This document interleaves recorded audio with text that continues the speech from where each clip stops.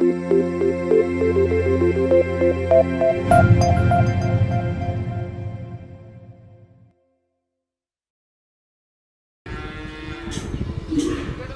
sind heute zu Gast in der Kälberaufzuchtanlage der Agrargenossenschaft Königssee in Thüringen.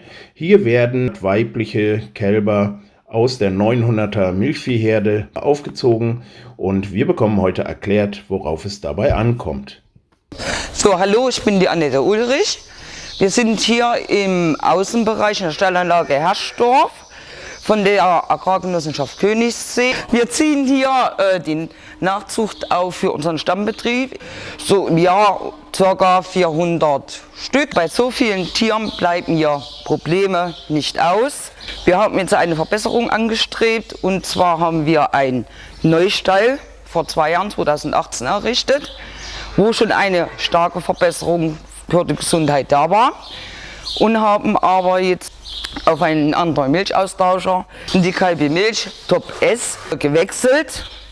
Unsere Erkrankungsrate hat sich dadurch sehr optimiert von 2018 zu jetzt.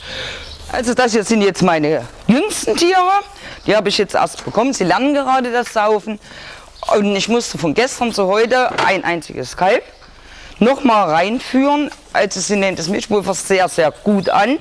Es riecht gut, es schmeckt gut, dass es schon angesäuert ist, die Kälber können es schöner verdauen.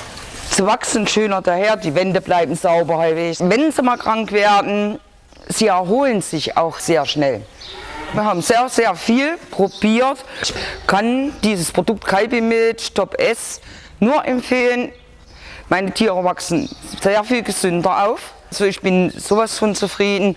Wo ich meine Befürchtungen hatte, ganz am Anfang, dass die Tränkautomaten das überhaupt nicht mitmachen oder dass ich einen größeren Aufwand hätte beim Sauberhalten, was aber überhaupt nicht der Fall ist. Also die Säcke sind dann nochmal separat in ein Plastesack, ist das Milchpulver drin. Aber ich finde das schön so, dass es nochmal extra so eingepackt ist.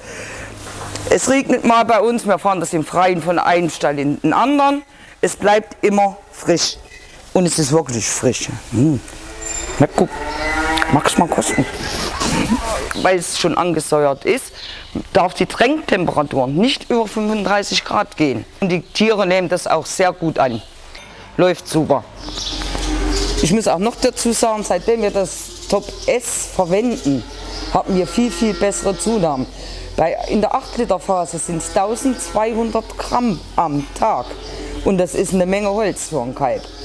Das wir vorher auch nicht hatten. Da hat man maximal 750, 800 Gramm Tageszunahme.